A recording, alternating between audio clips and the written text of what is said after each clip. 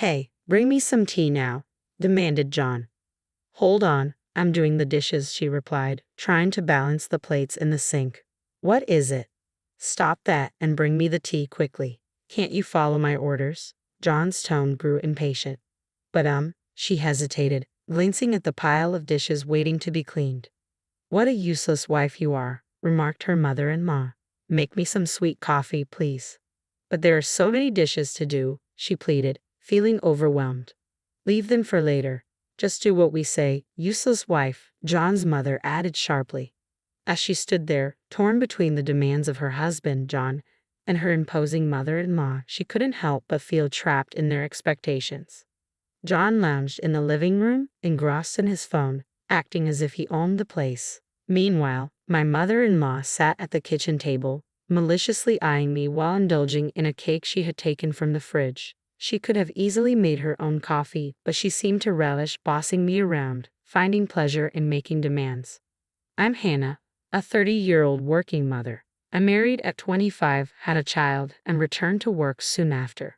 Currently, we live with my husband, our 4-year-old son, my mother-in-law, and my husband's parents in their house. We moved in with her because John insisted. He told me how devastated my mother-in-law was after my father-in-law passed away, saying she couldn't eat properly. Concerned, I hoped living together would lift her spirits. Strangely, her mood seemed to improve considerably once I arrived. Now, she seemed to delight in finding ways to dominate me, her eyes gleaming like a predator fixated on its prey. I used to worry about her well-being, but now I question if it was ever necessary. I've cooked meals that she never thanked me for, only to find them abandoned in the sink later. She frequently criticizes my cooking, complaining about the seasoning or how I prepare dishes. I've often wished she would just take care of her own meals, but it seems she has no interest in doing any housework herself. This stir-fry seems half-hearted. I can't eat this. Make it properly from scratch, she demanded. I'm busy and can only manage simple dishes, I replied, trying to keep calm. That's why I hate it when daughters-in-law talk back. I said, cook it from scratch. If you have so many complaints, why don't you cook? You're a good cook, aren't you? I retorted, frustrated. What are you saying? Why should I do housework when you're here? Have you lost your mind? No more than you, I muttered under my breath, feeling the tension rise between us. What's with that tone? You're so irritating. My mother-in-law snapped. When I retorted slightly, her face flushed red with anger. Concerned that her anger might affect her health, I decided to ignore her. After that, both my husband and mother-in-law's attitudes toward me began to change. Their arrogance gave way to silence. They stopped speaking to me altogether. Hey, have you brought your lunchbox out yet? I need to wash it, my mother-in-law called out. I acknowledged, trying to keep my composure. Hey, I'm talking to you. Please don't leave candy wrappers lying around. They'll attract bugs, she continued, her voice more insistent. I responded vaguely, sensing the shift in their behavior towards me. Are you even listening? She pressed. I muttered again, feeling increasingly isolated in my own home. They began to completely disregard me. I felt utterly depleted, like I was interacting with someone who couldn't comprehend anything I said. I questioned why I had to endure living with such a person, yet I couldn't bring myself to consider divorce. I believed our young son still needed his father. And so 5 years passed. Both my husband and I turned 35, and our son was now 9. My mother-in-law was 65.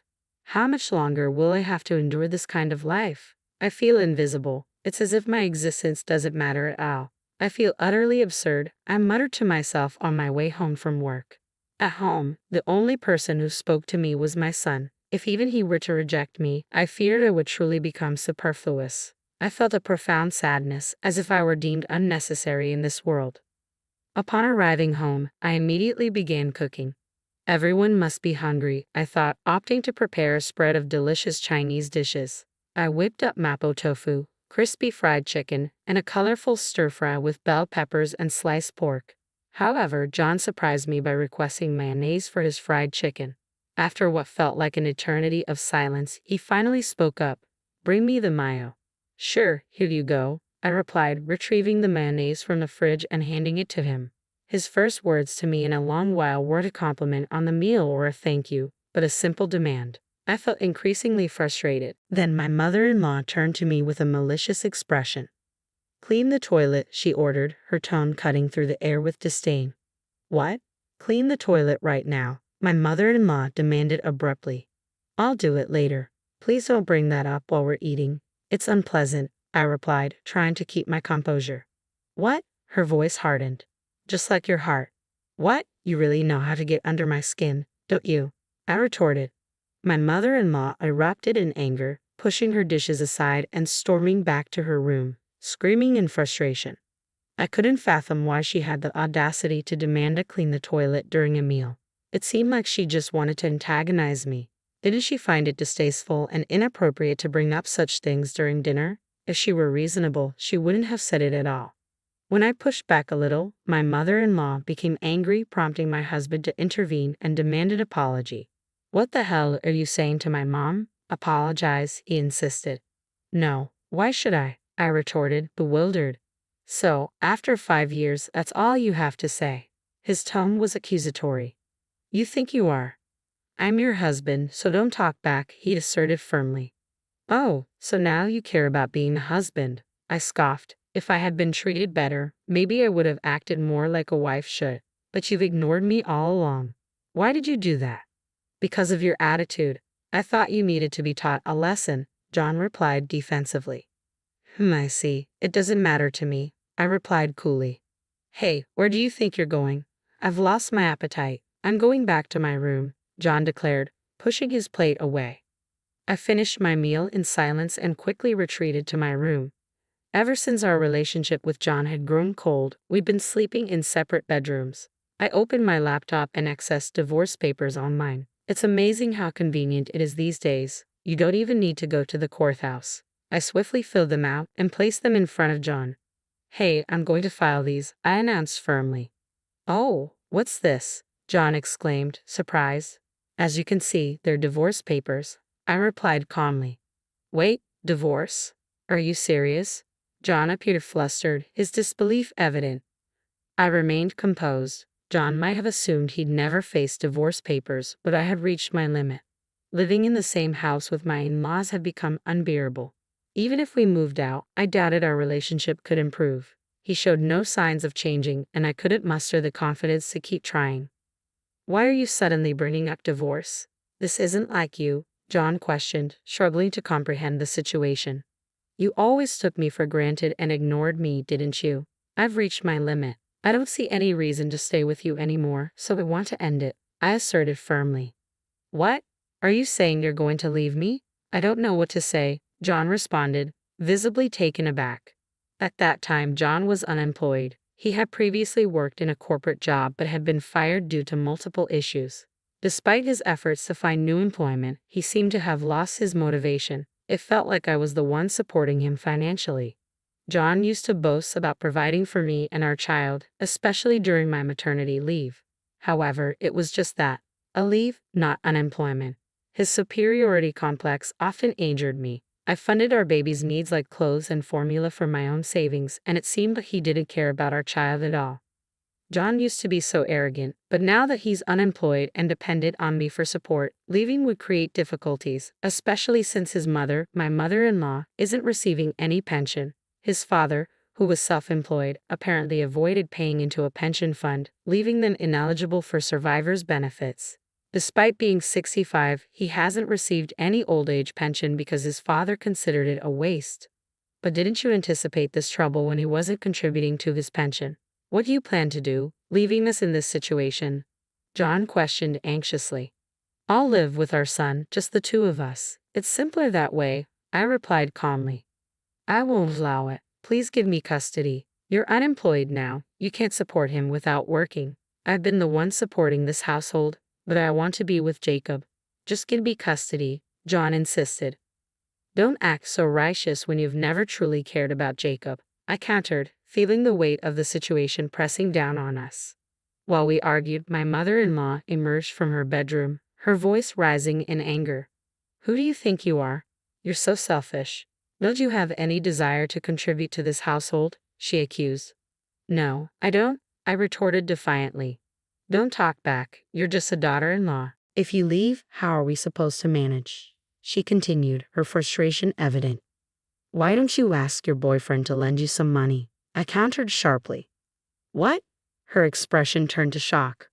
You're seeing Mr. Brown from 3 houses down, aren't you? He's wealthy, lives in a mansion, and even has housekeepers, I stated boldly. How do you know that? Her tone was a mix of disbelief and apprehension. I saw you and Mr. Brown the other day, holding hands, enjoying a date. You both disappeared into the busy downtown area. You even did something quite inappropriate, I said, holding up my phone. What? She stammered, her face paling. Can I show this to his wife? She would be furious, I pressed, revealing the photo I had taken. Stop it. Her anger flared as she saw the image. My mother-in-law was having an affair with Mr. Brown, a wealthy man from our neighborhood who lived in a mansion with several housekeepers. His wife was a refined, lovely lady. I'm certain his wife would explode if she saw this photo. Even the most seemingly gentle wife wouldn't stay silent upon discovering her husband was dating a neighbor. Both Mr. Brown and my mother-in-law are in their 60s. It seems my mother-in-law approached him because of his wealth. Can you believe I was ordered to clean the toilet while eating by such a despicable person? I vented. Well, look who's talking. Someone who's so dirty could use a mealtime bathroom cleaning. I guess I'll have to inform his wife now, she retorted with a sneer. Stop it, I exclaimed. Oh, sorry. I actually already told her, she confessed. What? I gasped, shocked by her audacity. I have her email address, you know. She's a yoga teacher, right? I attended one of her classes and we exchanged emails. Actually, I've already sent the photo, I declared.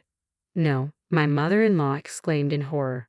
Yes, shortly after, Mr. Brown's wife arrived. She was a graceful elderly woman, her cheeks usually pale but now flushed bright red with anger.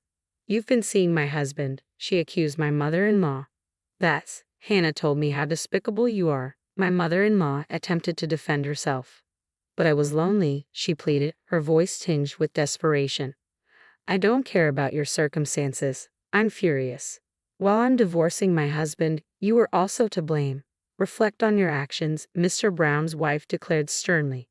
It's all this daughter-in-law's fault. If she had just... My mother-in-law's voice cracked with tears or sniffles, but Mr. Brown's wife remained unforgiving. I felt a pang of sympathy seeing my mother-in-law crying and slumped at the entrance, but I knew this wasn't the time for sympathy. If I show kindness now, she'll only become arrogant again and repeat the same mistakes. Look at what your actions have done. Mom is in a terrible situation because of you, Hannah interjected, her tone apologetic yet firm. I'm not the one who should apologize. I won't, my mother-in-law retorted defiantly. You insolent woman, apologize this instant, Hannah demanded. I refuse, her mother-in-law shot back stubbornly. Amidst our argument, Mr. Brown's wife intervened, addressing me directly. Hannah, you're planning to leave your husband, aren't you? Yes, because I've been treated terribly all this time, I replied, my frustration evident. In that case, you should proceed decisively. Your husband, he's involved with our young maid, she disclosed calmly. What? I exclaimed in disbelief. I saw them today. Your husband and our maid were holding hands, behaving inappropriately on the street, she continued, her tone resolute. What are you saying? Believe it or not, my foolish husband John was having an affair with one of the maids from the Browns' house. They had several maids working for them, but he got involved with the youngest one, and it seems things had become quite intimate, I recounted bitterly. I was already considering divorce due to his mistreatment and neglect of me. Now, on top of everything, his infidelity had been exposed, I continued, feeling a surge of anger. At this point, I felt there was no option left but to bring him down. He was someone I once loved, but now he's nothing more than a burden to me. A man like him is no role model for our child, I reflected bitterly. Why didn't I decide to divorce him sooner? I deeply regret it, but there's no point in crying over spilled milk now. You're the worst, John. I will never forgive you. You need to pay child support. Wait a minute, I'm unemployed, John protested weakly. So what? You still have some savings, don't you? You can use that to pay child support, I insisted. If I do that, I'll be left with nothing. Are you really okay with me ending up on the streets? John pleaded. We're parting ways, so whatever happens to you is no longer my concern, I retorted coldly. You're heartless. After treating me so coldly all this time, you have the nerve to say that. I don't care anymore. I'm leaving, I declared, immediately starting to pack with my son. Staying in that house any longer felt like it would drive me insane, so I decided to return to my parents' house. John attempted to stop me, but I ignored him. Regardless of his protests, I was determined to go through with the divorce. In the end, he refused to sign the divorce papers, leading to a contentious legal battle. Eventually, the court recognized his responsibilities and he was ordered to pay damages. I also pursued child support, which he managed to pay off in a lump sum. Apparently, he borrowed the money to settle it, I concluded. As a result, my vindictive mother-in-law was sued for damages by Mrs. Brown. With no pension or other income, she reluctantly took up part-time work to pay off her debts. For someone who had never worked and spent her days idling at home, the transition to labor was a significant challenge for my mother-in-law. She started with cleaning jobs, often receiving reprimands from her coworkers for slacking off. Her second job at a cash register brought sarcastic comments from young college students, a role she had never experienced before. Having previously lived a leisurely life without contributing to her husband's business, she was now facing the harsh realities of society firsthand. Meanwhile, I moved back to my parents' home for a while but later found a great apartment near my office and decided to move there. It's a comfortable living arrangement for me and my son, with nothing to complain about.